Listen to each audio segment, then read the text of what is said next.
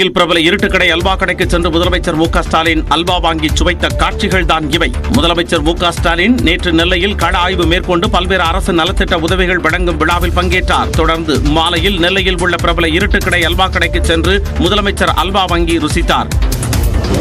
இருட்டுக்கடைன்னா முன்னாடி அந்த லாந்தர் விலைக்கு வச்சு தான் தாத்தா வியாபாரம் பண்ணிட்டு இருந்தாங்க.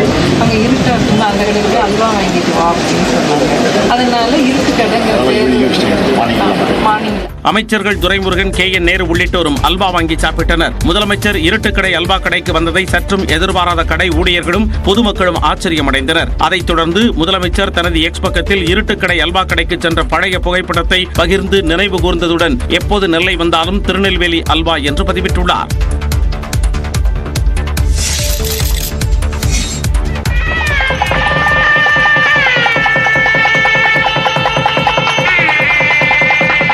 திருநெல்வேலி மாவட்டம் கங்கை கொண்டானில் டாடா குழுமத்தின் சூரிய மின்கல உற்பத்தி ஆலையை முதலமைச்சர் மு க ஸ்டாலின் திறந்து வைத்தார். 2 நாள் அரசுமுறை பயணமாக முதலமைச்சர் மு க ஸ்டாலின் திருநெல்வேலிக்கு சென்றார். அங்கு முதலமைச்சருக்கு வழிநடுக திமுகவினர் மற்றும் பொதுமக்கள் உற்சாக வரவேற்பளித்தனர். திருநெல்வேலி கேடிசி நகர் முதல் கங்கை கொண்டான் வரை ஆயிரக்கணக்கான மக்கள் திரண்டு வரவேற்றனர். அப்போது காரில் இருந்து இறங்கிய முதலமைச்சர் பொதுமக்களிடம் கைகுலுக்கியவாறு நடந்து சென்றார்.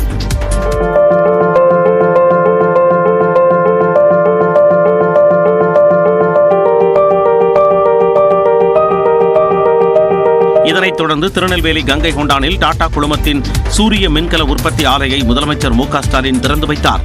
பின்னர் உள்ளே சென்று ஆலையை பார்வையிட்ட முதலமைச்சர் முதல் சோலார் பேனலில் வாழ்த்துக்கள் என கையெழுத்திட்டார். இதனைத் தொடர்ந்து ஆலையில் பணியாற்றும் பெண்கள் முதலமைச்சருடன் புகைப்படம் எடுத்துக் கொண்டனர். இந்த நிகழ்ச்சியில் நல்ல எம்எல்ஏவும் பாஜக சட்டப்பேரவை குழு தலைவருமான நயினார் நாகேந்திரன் முதலமைச்சருக்கு பொன்னாடை போர்த்தி கௌரவித்தார். முதலமைச்சர் புன்னகையுடன் நயினார் நாகேந்திரனிடம் கைகுலுக்கி மகிழ்ந்தார். தமிழ்நாடு அரசு தொடர்ந்த வழக்கில் ஆளுநர் ஆர் என் ரவி இன்று என்ன பதிலளிக்க இருக்கிறார் என்ற எதிர்பார்ப்பு ஏற்பட்டுள்ளது. தமிழ்நாடு சட்டப்பேரவையில் நிறைவேற்றப்பட்ட 10 மசோதாக்களை நிறுத்தி வைத்தது குறித்து ஆளுநர் பதிலளிக்க உச்சநீதிமன்றம் உத்தரவிட்டுள்ளது. தமிழ்நாடு அரசின் மசோதாக்களுக்கு அனுமதி அளிக்காமல் கிடப்பில் போட்டிருப்பதாக ஆளுநருக்கு எதிராக தமிழ்நாடு அரசு தொடர்ந்த வழக்கின் விசாரணை 2 நாட்களாக உச்சநீதிமன்ற நீதிபதிகள் பர்திபாலா, மகாதேவன் அமர்வில் நடந்தது. மத்திய அரசின் ஏஜென்டாக ஆளுநர் செயல்படக்கூடாது என தமிழ்நாடு அரசு வாதிட்டது. இதையடுத்து சில மசோதாக்களில் குடியரசுத் தலைவருக்கு அனுப்ப 3 ஆண்டுகளாக நடவடிக்கை எடுக்காதது ஏன் என ஆளுநர் தரப்புக்கு நீதிபதிகள் கேள்வி எழுப்பினர். மசோதாக்கள் விவகாரத்தில் ஆளுநர் தனக்கு வேண்டியபடி சுயமாக முடிவெடுத்துள்ளதாகவும் எந்த ஆதாரங்களும் இல்லாமல் மசோதாக்களை நிறுத்தி வைத்ததற்கு ஆதரவாக வாதிடுவதை ஏற்க முடியாது என்றும் நீதிபதிகள் காட்டமாக குறிப்பிட்டனர். மசோதாவை கிடப்பில் போட்டுவிட்டு ஆளுநர் மௌனமாக இருக்கலாமா என கேள்வி எழுப்பிய நீதிபதிகள் மசோதாக்களை திருப்பி அனுப்பினால் அதற்கான காரணத்தையும் கூற வேண்டும் என்றும் தெரிவித்தனர். குடியரசுத் தலைவருக்கு அனுப்பப்பட்ட மசோதாக்கள் தமிழ்நாடு சட்டப்பேரவையில் 2 முறை நிறைவேற்றப்பட்டதை சுட்டிக்காட்டிய நீதிபதிகள் இதுகுறித்து விரிவான விளக்கம் அளிக்க ஆளுநர் தரப்புக்கு உத்தரவிட்டனர். அம்பேத்கருக்கு பாரத ரத்னா வழங்காத காங்கிரஸ் தன்னை ஜெய்பீம் சொல்லச் சொல்வதாக பிரதமர் மோடி நாடாளுமன்றத்தில் விமர்சித்தார். குடியரசுத் தலைவர் உரைக்கு நன்றி தெரிவித்து மாநிலங்களவையில் பேசிய பிரதமர் மோடி அம்பேத்கரை தேர்தலில் 2 முறை தோற்கடிக்க அனைத்து முயற்சிகளையும் காங்கிரஸ் செய்ததாக விமர்சித்தார்.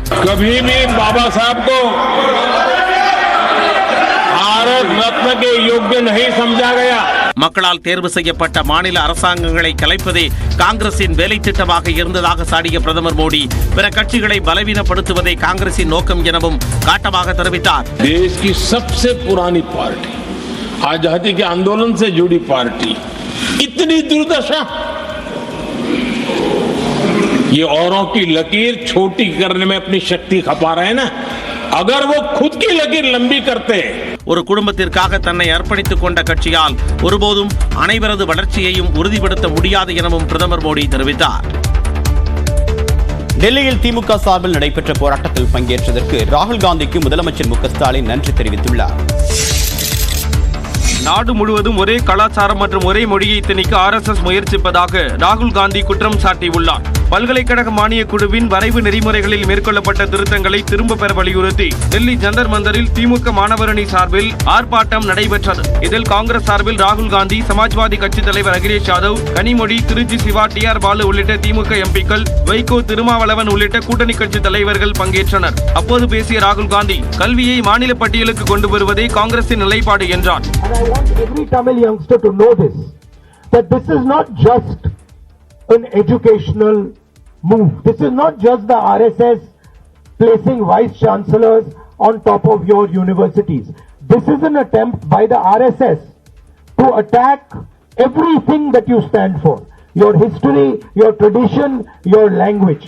தமிழில் உரையை தொடங்கிய அகிலேஷ் யாதவ் தான் தேசிய கல்விக் கொள்கைக்கு எதிரானவர் என தெரிவித்தார். வணக்கம். Again you want me to speak, வணக்கம். ஆர்ப்பாட்டத்தில் பங்கேற்ற ராகுல் காந்தி அகிலேஷ் யாதவுக்கு நன்றி தெரிவித்துள்ள முதலமைச்சர் மு க ஸ்டாலின் டெல்லியில் ஒலித்த குரல் இந்தியா முழுவதும் எதிரொலிக்கும் என தெரிவித்துள்ளார். அரசியல் சாசனத்தை பாதுகாக்க வேண்டுமென்றால் ஆளுநர் பதவியை நீக்கப்பட வேண்டும் என்று மதிமுக பொதுச் செயலாளர் வைகோ தெரிவித்துள்ளார். பல்கலைக்கழக மானியக் குழுவின் வரைவு நெறிமுறைகளில் மேற்கொள்ளப்பட்ட திருத்தங்களை திரும்பப் பெற வலியுறுத்தி டெல்லி ஜந்தர் மந்தரில் திமுக மாணவர் அணி சார்பில் ஆர்ப்பாட்டம் நடைபெற்றது. இதில் கலந்து கொண்டு பேசிய வைகோ மாநில கல்வி உரிமைகள் பாதுகாக்கப்பட வேண்டும் என்றார். இந்த வரைமுறைகள் அகற்றப்பட வேண்டும். கல்வியாளர்கள் மட்டும்தான் குழுவிலே இடம்பெற வேண்டும். அப்பொழுதுதான் கல்வித்துறையும் பாதுகாக்கப்படும். இதனைத் தொடர்ந்து பேசிய விசிக தலைவர் திருமாவளவன் RSS செயல் திட்டத்தின் அடிப்படையில் UGC வரைவு நெறிமுறைகள் வகுக்கப்பட்டுள்ளதாக விமர்சித்தார். ஒட்டுமொத்தமாக பல்கலைக்கழகங்களின் அதிகாரத்தை தம் கட்டுக்குள்ளே கொண்டு வருவதற்கு இந்த அரசு முயற்சிக்கிறது. துணைவேந்தர்களை நியமிக்கிற அதிகாரமும் இனி மாநில அரசுகளுக்கு கிடையாது. ஒவ்வொரு பல்கலைக்கழகத்திற்கான சட்டத்தை இயற்றுகிற அதிகாரம் இனி மாநில அரசுகளுக்கு இருக்காது. தேசிய கல்விக் கொள்கையின் அடிப்படையில் தான் UGCயின் வரைவு நெறிமுறைகள் இருப்பதாகவும் திருமாவளவன் தெரிவித்தார்.